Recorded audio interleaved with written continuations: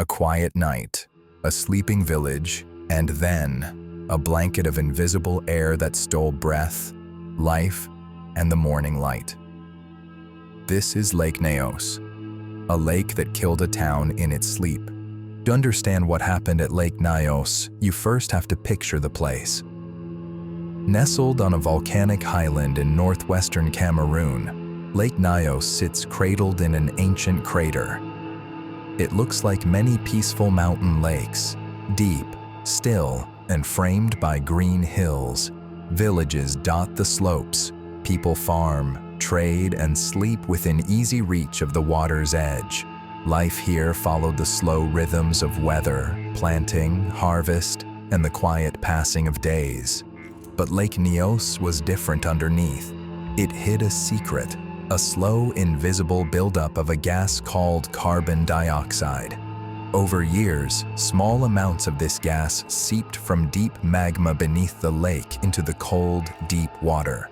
Because of the lake's shape and layers, the gas didn't simply escape into the air. It dissolved and built up down where light never reached. Scientists later used the word saturated to describe the depths, water full of a deadly gas waiting for the moment it could burst out.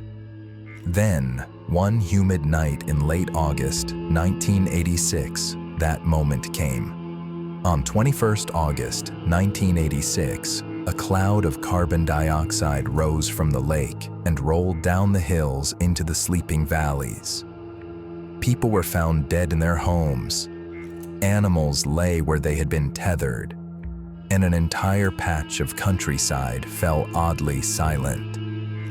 Eventually, the death toll was counted at roughly 1,700 people and thousands of animals. That lightning-fast horror would be called a Limnic eruption, a phrase most people had never heard before Lake Nyos became a tragedy. Imagine an ordinary late August night. Rain had come in the days before. The air felt heavy. People went to bed in small mud and thatch homes on the hills and in the valley markets. Dogs slept. Cows and goats rested near pens.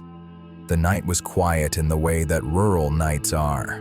A different kind of close, with crickets, soft voices, and the occasional talk of the night watchman. Very late, or very early, depending how you count. Some people remembered hearing a distant sound like thunder. Others woke up coughing with a bitter smell in their nose. Then came dizziness, headaches, nausea. Many fell asleep again, forever. In the morning, the first sight was of animals where they had been tethered, mouths open as if mid-breathing. Whole families were found collapsed in their houses. People who lived farther away described a strange fog in the morning sun. In one place, bloodshot eyes, foaming mouths, and unsteady limbs told of sudden suffocation. The silence was the worst part, a silent countryside where only the wind moved. Emergency teams reached the area, but the scene looked unreal. Eggs boiled on the stove while their owners were gone. Water buffalo and goats dead near water troughs. Rescuers had to learn quickly that the danger was not visible. The gas was heavier than air and drifted into the low valleys where people sheltered. Soon, doctors and scientists arrived. They would later test tissue, speak with survivors, and document the most terrifying conclusion. A huge volume of carbon dioxide had burst out of the lake and flowed down into the valleys, displacing oxygen and suffocating anyone there, quietly, without flame or heat. When scientists measured what had happened, they found that Lake Nyos had released a very large cloud of carbon dioxide. Estimates vary, but the release was massive, on the order of tens to hundreds of thousands of tons of CO2. The gas swept down valleys, displacing air and suffocating people and animals. The official count of dead reached roughly 1,700 people, and many more were injured or displaced. This is the part where many people get lost in jargon, so let's make it simple. Think in terms of a soda bottle. If you shake a closed soda and then open it, the gas dissolved in the drink suddenly bursts out in a fizzy cloud.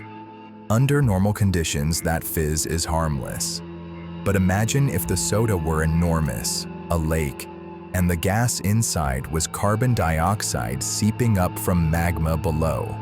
Now imagine that fizz happening not in a bottle, but out of the deep water at one single moment. The result is what scientists call a limnic eruption. At Lake Nyos, carbon dioxide had leaked from magma through cracks into the bottom waters for years. Because the lake's deeper water was cold and heavy, the gas stayed dissolved down low. That gas load built up quietly. The waters above acted like a lid. Then some kind of trigger.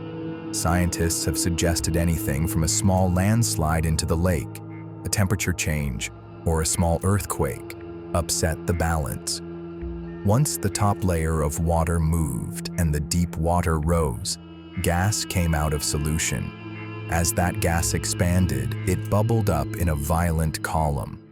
Once that column reached the surface, a great cloud of CO2 could erupt and spill out over the side of the crater.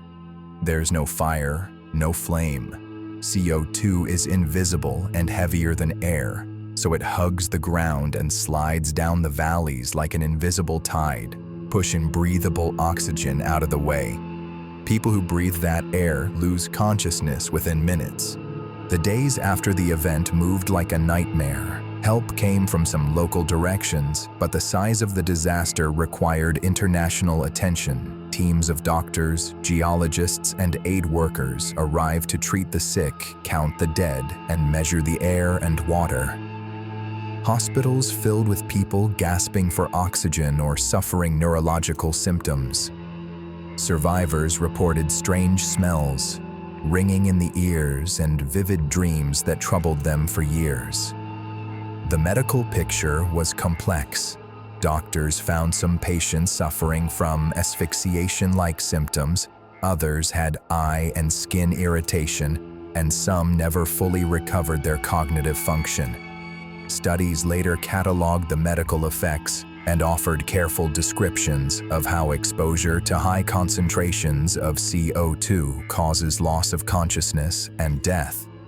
PMC relocation followed. Entire villages had to move. Fields once farmed lay empty, and the land itself felt dangerous. Some families never returned. Survivors built new settlements farther from the crater rim, and compensation and relief came in fits and starts. For years, many people felt they'd been abandoned, not just by the air, but by the slow response of authorities and the difficulty of rebuilding a shattered life. International programs proposed long-term solutions, how to reduce gas concentrations and stop another cataclysm from happening again. That work would take decades. People make stories to explain the unexplainable.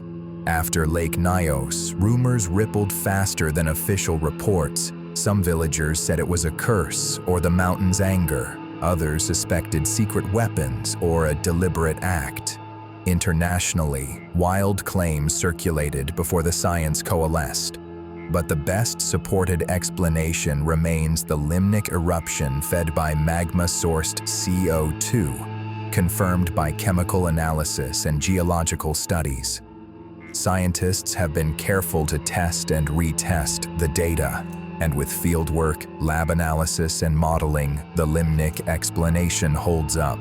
U.S. Geological Survey, Wikipedia. Still, there are important, broader questions.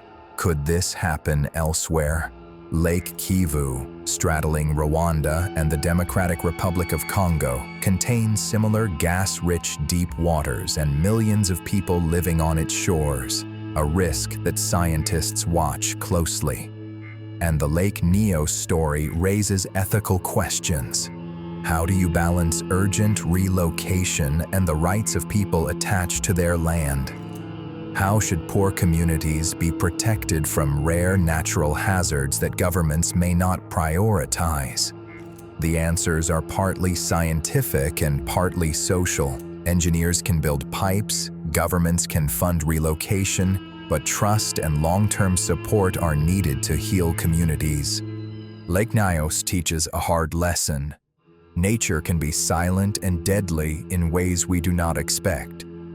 It teaches that science must listen to land and water, and that engineers can sometimes turn terror into a manageable risk if societies choose to care.